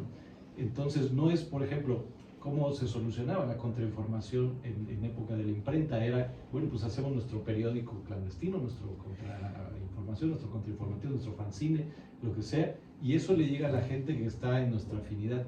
Si tú quieres hacer eso en un contexto de las redes sociales actual, no tienes la capacidad de llegar como podías hacerlo con la prensa física. Mira que no estoy, de pronto es que estoy para un lado de internet muy contestatario, porque mi corazón es rojo, pero mi lado del algoritmo está del lado de mucha gente consumiendo contenido o de divulgación científica o de divulgación o en su defecto político que te informa. O sea, yo creo que sí es posible acceder a esa información y que es interesante, es verdad lo de los discursos de odio, evidente, o sea, cero te lo reputo, lo que digo es que la visión no es tan oscura, no es como las redes sociales son una mierda, entonces ¿qué hacemos? Pues las quitamos, sino a ver qué consumimos, ¿no? Consumimos. No sé si han visto, si consumen redes sociales, una chica española que cantaba "Viva el comunismo", ajá. ¿Te imaginas? No sé, es como una raperita que es del box, súper del box, y que es rapera, y canta una canción que comienza diciendo "Viva el comunismo". ¿Te imaginas que entro a mi casa y me encuentro una ocupa en la cocina y luego empieza a decir un montón de cosas espantosas? Y ha salido, a ver, que ella salió de una chica random, ni siquiera me acuerdo su nombre, que salió a hacer campaña para el Vox, pero que a la luz de eso mucha gente salió a explicar muchas cosas. Por ejemplo, cómo funciona, cómo nació la cuestión de la ocupa, cómo funciona la cuestión de la vivienda, qué implica, qué es el comunismo, muchas cosas partiendo de un análisis. Una gente le respondió pues muy feo, que eso me parece una estupidez, pero mucha gente salió a hacer análisis rigurosos de este tipo de acciones como muy quiero provocar odio. Entonces yo creo que también es la forma en la que nosotros consumimos la información. O sea, si nosotros tratamos de ser críticos consumiendo la información, pues vamos a encontrarnos cosas muy interesantes. Hay un lado en internet muy chévere. No sé. Tengo réplicas.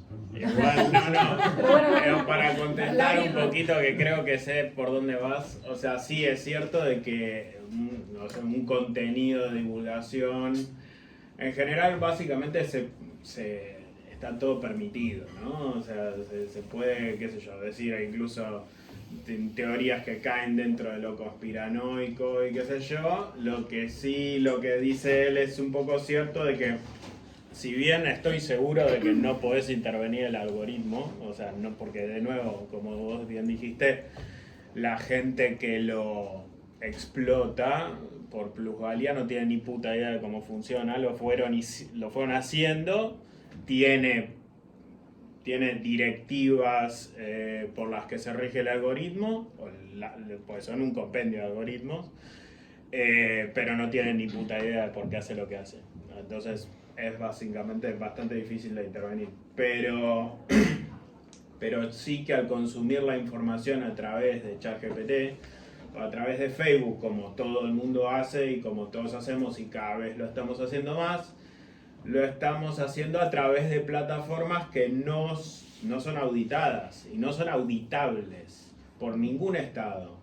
Antes tenías legislación hace 3 años, 4 años, 5 años, incluso la Unión Europea estaba presionando a Facebook que la legislación, que GDPR, que no se podían vender datos armados de personas y qué sé yo.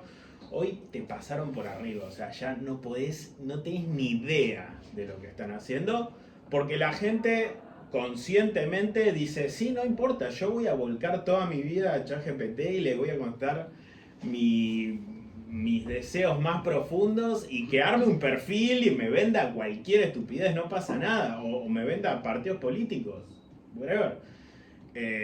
Y estamos viendo la realidad a través de estas 4 plataformas que si quieren pueden manejar la información apagando y prendiendo lo que quieran. O sea, nos quejamos hace unos años de cuando el gobierno chino te ponía una restricción dentro de China para buscar qué había pasado en la masacre de Tiananmen. Vivimos en este mundo ahora. O sea, olvídate, no la podemos ver ahora mismo en Occidente, en ningún lado. O sea, ¿qué van pasando de las masacres, de la información de cosas que pasaron a la vuelta de tu casa? Y cada vez se te va a complicar más saber sobre esto. Sí, a ver, sí, pues, a ver, lo que yo creo es que sí, pero, ¿y qué? O sea, es como, sí, ¿y qué vamos a hacer con eso?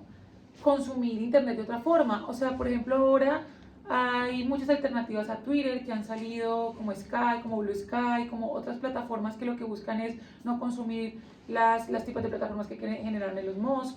O sea, sí, es verdad, es que es verdad, no puedo refutarles eso, pero ¿y qué hacemos al respecto? Quedarnos en el diagnóstico del problema, pues finalmente nos quedamos consumiendo el diagnóstico del problema. ¿Cómo consumimos de una forma consciente?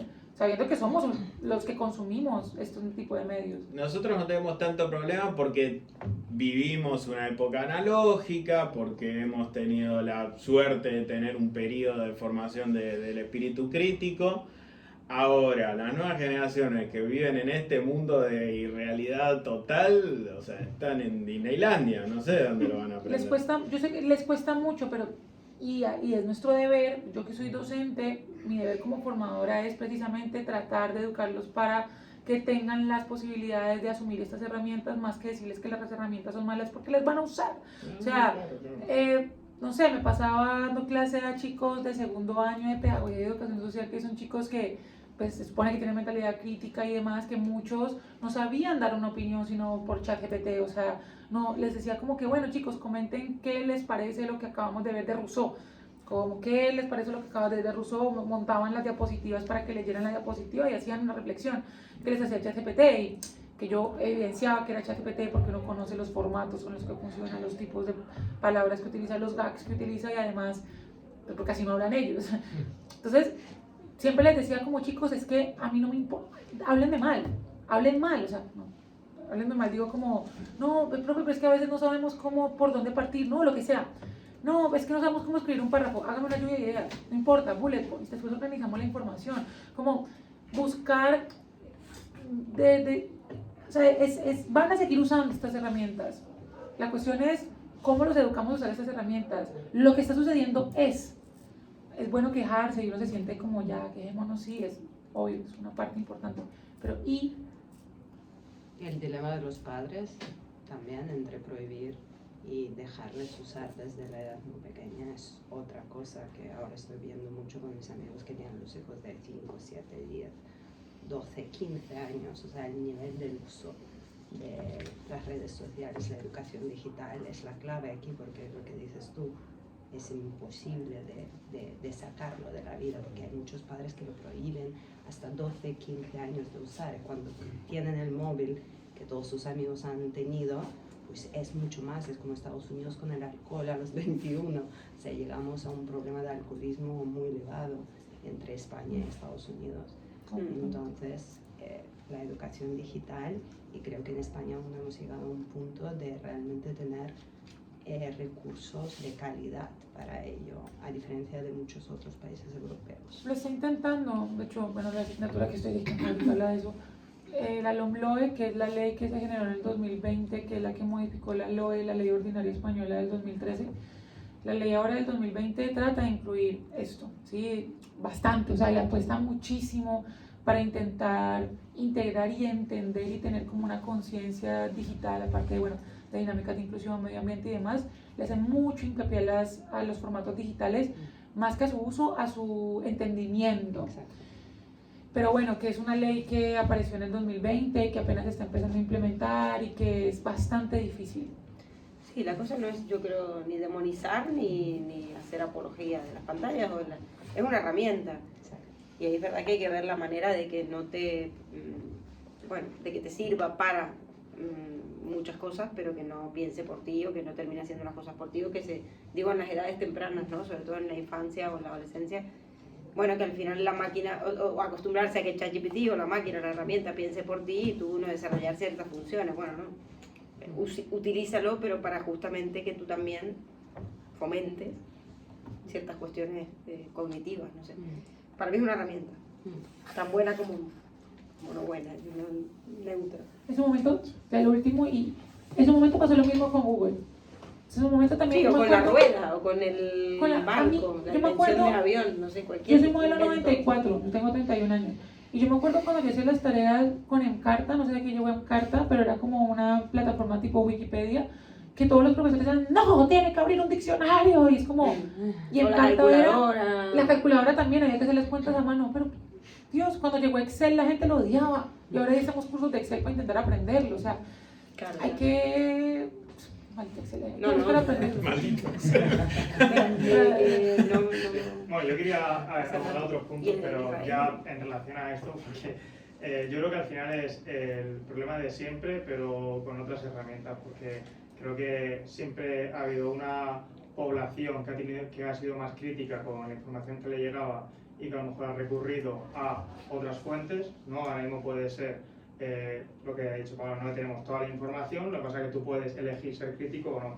Cuando la imprenta, pues sí, habría unas masas que recurrirían o que les llegaría lo que se publicaba en la prensa, y habría un porcentaje más pequeño de la población y más crítico que a lo mejor también se informaba en la prensa clandestina. Incluso los movimientos de odio pues ahora se hacen a través de las redes sociales, pero también existían antes cuando se incentivaba pues, que la gente fuera por los judíos o cualquier cosa, ¿no? Creo que siempre ha existido el problema.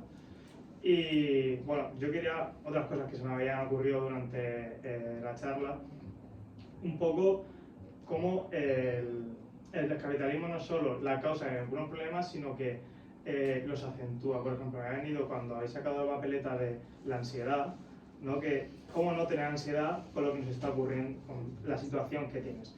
Pero es que creo que aún genera más ansiedad el decir como este discurso de soy capaz de todo, no debería estar sintiendo ansiedad. Entonces eso hace que tu ansiedad se multiplique por 100, ¿no? Luego también, por ejemplo, con lo de la sociedad, el tema de los alquileres y todo esto. ¿Qué parte de un problema que tenemos en las ciudades y los alquileres va también con cuánto se ha promovido el individualismo, ¿no? Porque antes en una casa a lo mejor vivía toda la familia, los padres, los hijos, los abuelos, todo. Y ahora pues como también se nos incentiva a buscar nuestro futuro, a eso, ir a la ciudad, en nuestro futuro estamos más solos, bueno, es que ya no es que queramos vivir en pareja, es que queremos vivir solos. Entonces creo que es una sociedad, un sistema que no está preparado todavía en realidad para acoger este individualismo. No, cariño, pero todo bien, pero yo tengo un hijo de 25 y otro de 23 y no se pueden ir a vivir solos. Y yo pretendo dejarles la casa en la que estamos juntos y yo no me puedo ir. O sea, y si tengo que compartir con gente que no conozco, no quiero, por eso me quedo con mis hijos. Sí, sí, lo entiendo. Pero no me parece justo que la gente no... O sea, me encantaría tener pareja con quien compartir. Me encantaría poder tener un amigo que se pueda pagar. Tengo un piso ahora que me ofrecieron y no encuentro un amigo que pueda pagar el alquiler, la mitad del alquiler. O sea, que pueda hacer el esfuerzo de pagar la entrada del alquiler, los muebles para la casa. O sea, sí, te entiendo porque el problema, no sé que el problema es real, existe y lo sufrimos todos. Estoy intentando darle una vuelta, ¿no? De por qué el problema existe y de dónde viene, ¿no? Y luego ya para acabar, también con esto de cómo está la actualidad y cómo habría que regularla, he encontrado un poco de disonancia en cómo regular sin prohibir. Por lo que ha dicho... sí, como... Yeah. Sí, A ver, yo creo que desde Pablo, no tengo la respuesta, pero sí pensando, desde Pablo en Carta a los Romanos, o sea, desde el año 1 después de Cristo, Pablo dijo, la ley multiplica los pecados, es decir, ante el primer momento de prohibir algo, va a surgir eso en multiplicación. Si mañana, las drogas, por ejemplo, esto está prohibido, entonces, bueno, no sé, en Ámsterdam o en algunas partes de Alemania o en Uruguay, que han legalizado ciertas sustancias, han logrado regularlas justamente. O al menos regular en cómo la gente accede a ellas. Que sea de forma más segura, que sepa qué dosis tiene que tomar para no morir, etcétera, ¿no? Es decir, pero eso parte para mí de una base de reconocer que hay ciertos males, entre comillas, que no los vamos a erradicar nunca. Que nunca vamos a ser una sociedad perfecta, nirvana, Alicia en el País de la Maravilla. Eso no va a existir. Siempre van a haber cosas que tengan más que ver con lo que yo llamaría la pulsión de muerte, o lo mortífero, o el goce, o lo que sea, ¿no? Es decir, siempre eso va a estar. El tema es qué acceso podamos tener a eso y cómo, ¿no? Bueno, ahí lo ideal sería esa regulación más bien personal, ¿no? Yo no sé, yo soy partidaria de que uno pueda tener acceso a los placeres por momentos, si se quiere, pero saber cuándo parar. Porque hay un texto muy importante de Freud que se llama Más allá del principio de placer, que es muy bueno y es crucial en la obra de Freud, y habla justamente de que el más allá del placer ya no es placer, es dolor. O sea, esto es un textaco enorme de 100 páginas, léanlo. Pero esto lo resumo en una frase. Es decir, uno buscando, y esto es muy apropiado de las lógicas capitalistas, de buscar el placer. Y fui a una fiesta y ahora más, o fui a la misma fiesta y me tomé un cuarto de pastilla, ahora me tomo la media, ahora me tomo la media, ahora hago el débil. O sea, situaciones reales. En ese querer encontrar más placer del placer, ya evidentemente encontramos, o, no sé, el ataque de pánico, o yo que sé, que te dé algo, ¿no? O el límite corporal, o que el límite venga por otro lado, o el dolor. Entonces creo que, bueno. Bueno, y que muchas veces la prohibición crea el tabú y entonces también evita la educación, ¿no? Porque, Exacto, exacto. Es como decir, esto no tiene que existir, ¡pum! Lo metemos abajo de la alfombra. Claro, imagínate eso, suponte, igual no creo, que funcione en una generación. Ahora quieren prohibir también el tabaco a la gente que nazca a partir del 2027, creo que es. Con mi hermano nos reíamos y decíamos, es que ahora estas generaciones es que van a cultivar tabaco en su casa, o sea, van a tener al lado de su cama, o sea, va a ser hasta más interesante, ¿no? Como que esta cuestión de la prohibición a veces genera como más deseo de, ya la haré por otro lado, porque atrae. Pero en cuanto al capitalismo, sí que estamos a favor de prohibir, por ejemplo, que una persona pueda tener más de ciertas viviendas, o eso es regular, prohibir que, claro, es donde he dicho yo, ¿dónde está es verdad, regular no, y prohibir? Sí, es verdad. Es muy buena pregunta, no sé.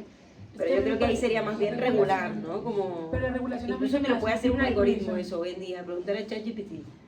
Hay tantas personas con tantos matrimonios, no sé qué, ¿cuál sería? A mí me parece que la regulación tantas es un propiedades tipo en de Barcelona. prohibición. La regulación. Es un tipo, la regulación se me hace un tipo de prohibición light, que está bien, pero la regulación es un tipo de prohibición, es una prohibición mesurada. Pero finalmente la regulación prohíbe, porque si por ejemplo te regulo a un gran tenedor tener tantas casas, le estoy prohibiendo que tenga más. Utilicemos la palabra en la misma oración. Te regulo tener más casas, te prohíbo tener más casas, es lo mismo. Puede ser. Por eso considero que el Estado se interviene, que considero que el Estado debe intervenir más, el Estado no político, sino el Estado, implica prohibición. Yo creo que podría, hasta ahora es así, pero podría no ser así. Y no es lo mismo que yo que te prohíban el acceso a una sustancia, una actividad o lo que fuera, un servicio médico, lo que sea, a que te prohíban tener más de 10 viviendas. Cuando hay una cuestión lógica que tú dirías, ¿para qué alguien quiere tener 10 viviendas? Es decir, me parece que es diferente, te entiendo y tiene mucha lógica lo que acabas de decir, pero también pienso esto, ¿no? No es lo mismo prohibirte ir a abortar o prohibirte divorciarte o fumar que prohibirte tener más de 10 pisos. O sea, estamos hablando de una cosa como de decir, Sí, bueno... pero que la prohibición también puede ser, es decir, perdón, por ejemplo, cuando... O ni siquiera prohibirte, porque la cosa prohibirte, es por ejemplo, no se si prohíbe tienes más el de aborto. 10 pisos, tu piso pasa a ser de protección oficial y por tanto no lo podrás alquilar a más de tanto. Ni siquiera es prohibir. Eso es regular. No te estás prohibiendo que te compres una vivienda, pero te están diciendo que Pero a partir sí. de esta ya puedes alquilarla a un precio social. Pero te prohíben como tener más posibilidad de adquirir más dinero con eso. Es decir, por ejemplo, es que siempre que pensamos la palabra prohibición nos viene lo peor. Pero, por ejemplo, está prohibido... Bueno, pero es que sí se llega así a una dictadura. No, pero es que escucha, yo por ejemplo, Prohibiendo. para mí debe estar prohibido no permitir el aborto. Y lo que pasa, eso pasa. Eso es una prohibición. O sea, que se legalice el aborto, o sea, que el aborto esté legalizado como lo está, es una forma de no permitir lo otro. Y las personas que son pro vida están diciéndose, son mis derechos porque están imponiéndome que se pueda abortar. eso también es una imposición. Es decir, cuando pensamos prohibición siempre lo pensamos en términos de anular la posibilidad de algo que nosotros consideramos que queremos tener y no podemos. Pero por ejemplo, no sé, que la legalización de la eutanasia es, en otras palabras, la prohibición de la no libertad frente a la muerte. O sea, sé que suena raro, pero ahí también hay una dinámica de prohibición, no sé si se está entendiendo. Sí, sí, la eutanasia es un buen ejemplo. Pero bueno, es un Pasa que ahí debate es diferente, porque es un debate que me interesaría hacer alguna tertulia. Sí. Porque en realidad te lo tiene que hacer otro. Entonces, claro, yo si fuese médica, ponele, igual, ojo, me daría mucho apuro, reparo, o incluso me haría mucho debate interno ético tener que ponerle cierto químico a una persona para que muera de 25 años porque está depresiva. Lo cual es que paradójicamente a veces también digo, ¿por qué? Por eso tengo debate interno. ¿Por qué le damos eutanasia a alguien que está con un cáncer terminal y no a alguien que está con una depresión que ha tenido 20 intentos de suicidio? O sea, ¿por qué priorizamos más lo orgánico que lo mental? Pero a la vez también entiendo que como es un otro el que tiene que hacerlo, yo no lo haría como persona. Si a mí me dicen, no, tienes que ponerle a esta persona esta medicación para que muera porque está depresiva o porque tiene cáncer, yo no lo haría. Como, yo para eso tengo una me daría miedo.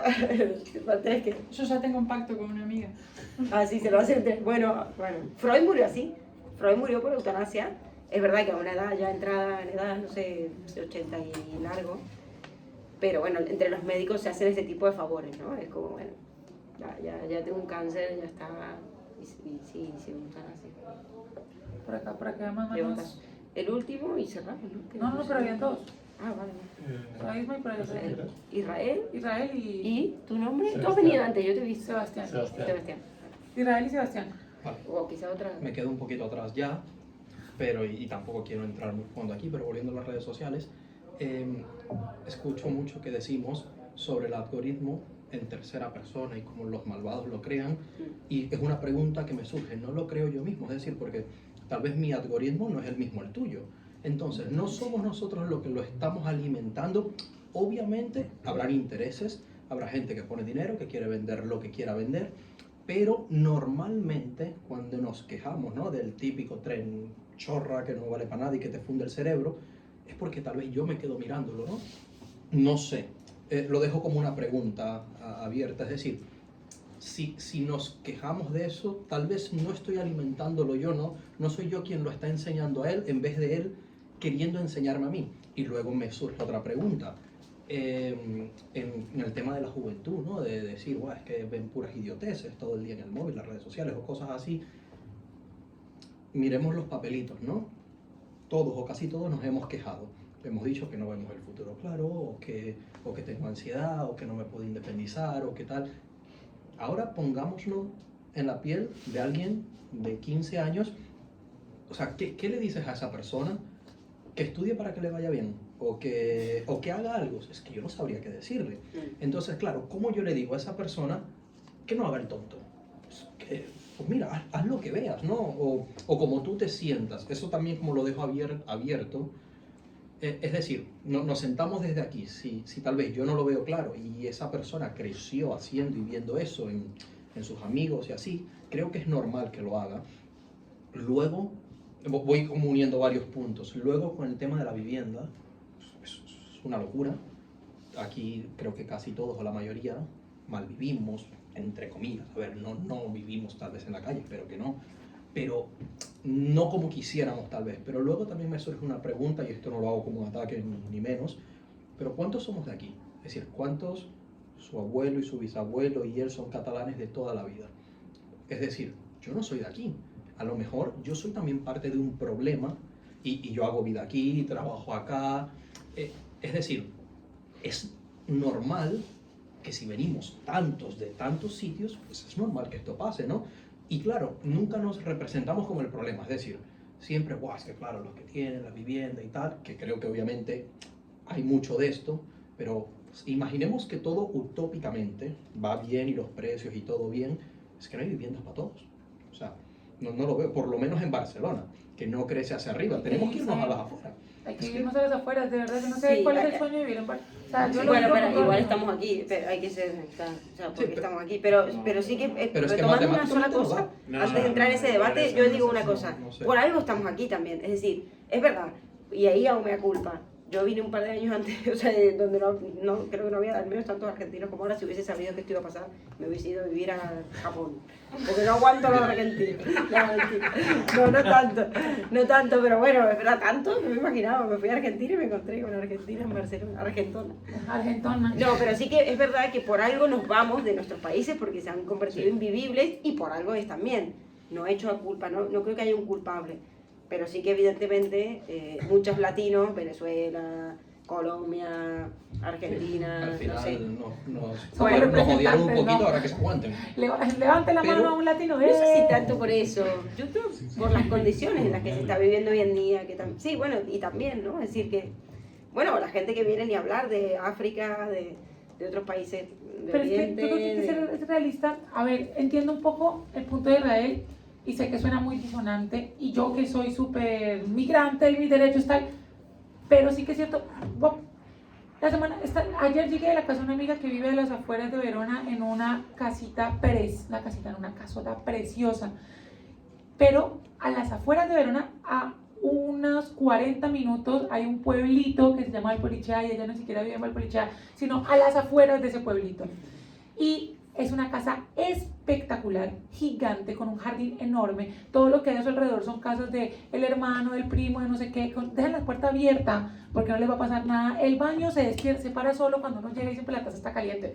O sea, yo decía, wow, no, qué envidia, yo quiero esto. No lo va a tener en Barcelona, porque es que ella renunció a vivir, no sé, en Roma, que es una ciudad de las más grandes, en Milán, no siquiera vive en Verona, que no es una ciudad más grande, tampoco vive en Verona, tampoco vive en Valpolichá, que es el pueblito del lado, no, vive a las afueras del pueblito que queda ¿Y cerca pero de qué la ciudad. hace? ¿Qué hace? Porque ¿qué te Claro, ¿de qué permite trabajas? poder hacer ahí? Claro. O sea, yo como psicoanalista me muero de hambre en un pueblo, no Yo sé, creo. yo sé que no es tan fácil, yo sé, pero lo que Sí. digo es como, no voy a eso, voy a... Pero sí, totalmente, tenés toda la Solo razón de si que- nosotros queremos tener sí. ese gran sueño de una gran casa, Sí, hay que no es aceptar, aquí. no va a ser en Barcelona porque nuestros papás, nuestros abuelos no nacieron en Sarriá. O sea, ya aceptémoslo, yo sé, horrible y todo, pero no va a pasar. Hay que irse a otro lado, o sea, ¿qué le hacemos? Eso me gusta mucho lo que dices, porque...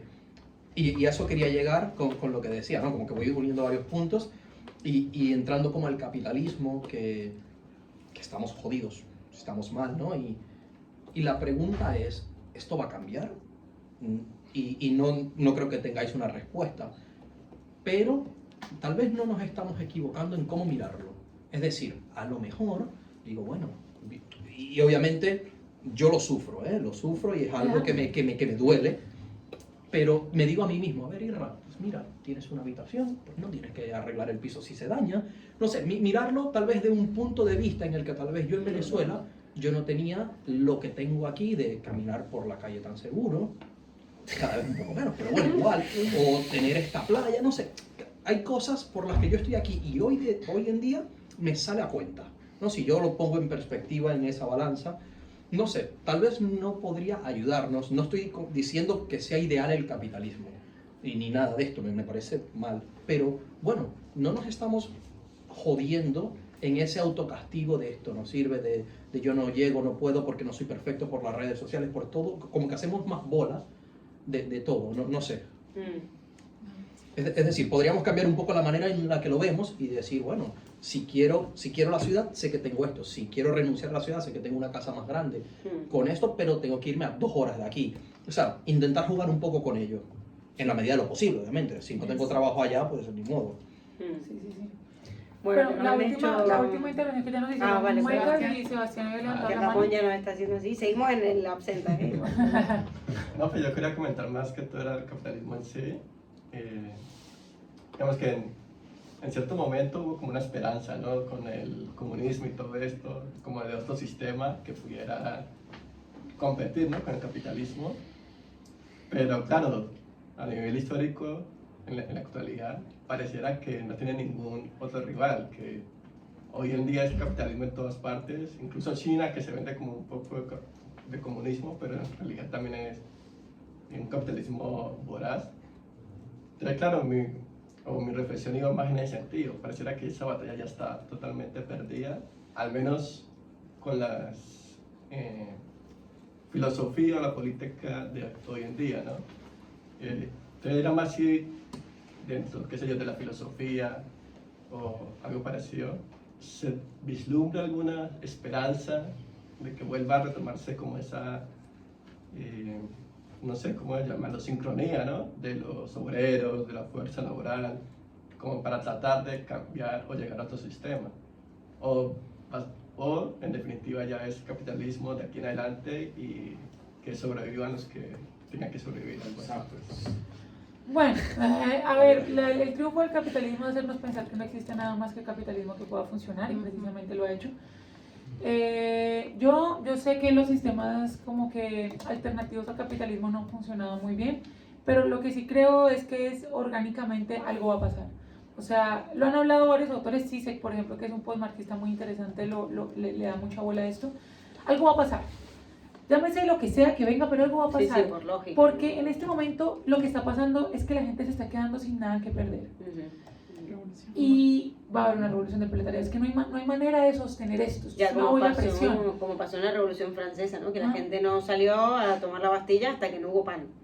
Claro, pero llega ese momento en el que no hay pan y ya ahí no hay cordura, no hay razón, no hay... ¿Hacia dónde nos dirigimos? Yo no sé. Yo particularmente considero que la forma mejor del sistema, no sé, sería como algo más, un Estado que intervenga, que permita o sea, que no desaparezca el papel moneda, que no exista esa idea de igualdad, no, sino que regule la tenencia monopolizada. Y no necesariamente no invite a la posesión diferenciada. En español, que tú puedas trabajar y tener un poquito más del lado que trabaja menos, pero que no tengas la posibilidad de acumular tanto capital que te quedes en un desnivel con el otro, que ni siquiera puedas llegar, y que la herencia se regule. Ya, lo loco ahí es exacto, No, o sea, siempre va a haber desigualdad. Yo no creo en un mundo en el que algún día vivamos todos y todos tengamos lo mismo, que sería como el sueño del comunismo.